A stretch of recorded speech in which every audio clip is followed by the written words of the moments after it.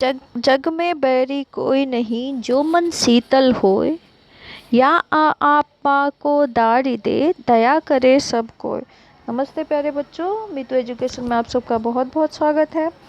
बच्चों, आज की जो वर्कशीट है ये है वर्कशीट आपकी कक्षा 10वीं की है। सामाजिक विज्ञान में भूगोल की वर्कशीट है ये, और ये 15 जुलाई यानी आज की वर्कशीट है। बच्चों, आप लोग अपनी वर्कशीट को कर लेंगे। विद्यार्थी अपना नाम और यहाँ क्लास टीचर का नाम लिखेंगे।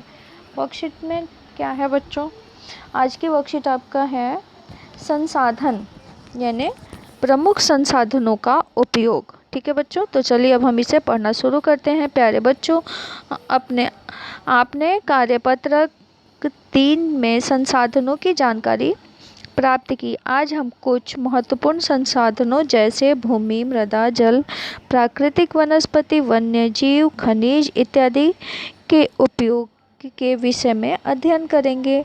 भूमि, बच्चों भूमि के बारे में मैं आपको बताऊंगी इसमें कि भूमि का उपयोग विभिन्न कार्यों के लिए किया जाता है, जैसे कृषि, सड़क का निर्माण, उद्योगों की स्थापना, है ना, महल या भवन का निर्माण भूमि पर ही किया जाता है ना।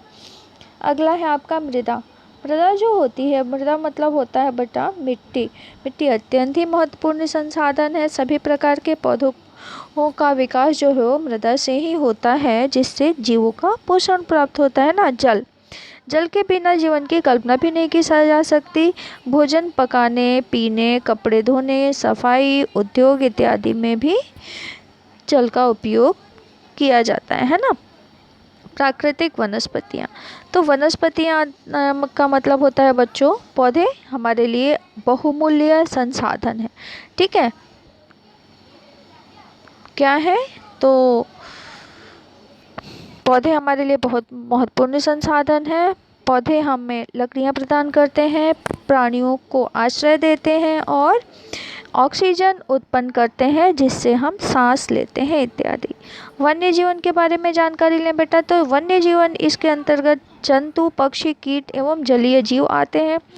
इनसे हमें दूध, मांस, ऊन, शहद इत्यादि चीज़ें प्राप्त होती हैं। खनिज, खनिज जैसा हो गया आपका कोयला, लोहा, एल्युमिनियम, तांबा इत्यादि हमारे लिए अत्यंत महत्वपूर्ण संसाधन है। तो चलिए अब हम कुछ प्रश्न दिए हैं नीचे, इनके उत्तर को देखते हैं। जल हमारे जीवन के लिए कैसे महत्वपूर्ण है बच्चों? कहा गया है जल ही जीवन है, जल ही जीवन है।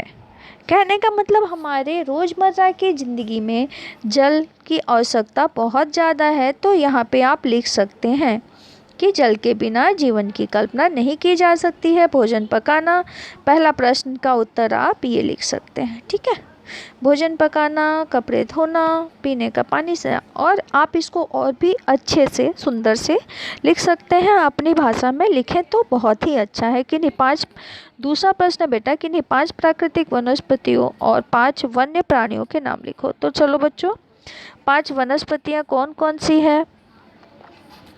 तो प्राकृतिक वनस्पतियाँ बेटा क्या है? पेड़ पौधे हैं, है ना, पौधे हैं जिससे हमें लकड़ी प्रदान होती है।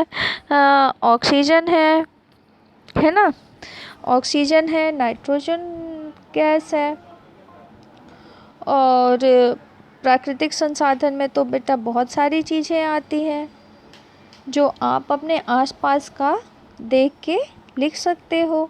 ठीक है, जो हमें प्राकृतिक से मिलती है। हमारे खाद्य पदार्थ भी प्राकृतिक के ही द्वारा दिए मिलते हैं, है ना। हमें फल, फ्रूट, सब्जियां, ये सब उसी से मिलता है, प्रकृति से ही मिलता है। और प्राकृतिक के जो वन्य प्राणी हैं ये तो आप सब बहुत अच्छे से जानते हैं। अपने घर में प्रयोग होने वाले कुछ खनिजों के नाम बताओ। तो बेटा खनिज में हो गया एल्युमिनियम, है ना। एल्युमिनियम जिसका कुकर आपके घर में बनाया जाता है, इसका प्रयोग होता है ना। एल्युमिनियम का कुकर लगभग सबके घर में होता है। कढ़ाई होती है, ठीक है। लोहे का दरवाज़ा होता है, लोहे से बनी बहुत सारी चीज़ें होती हैं। तांबे का भी बहुत सारा सामान हमारे घरों में आज भी पाया जाता है। ठीक है, तो आप ये सारी चीज़ें लिख लेंगे। इसी के साथ ही आपकी वर्कशीट कंप्लीट होती है। Thanks for watching.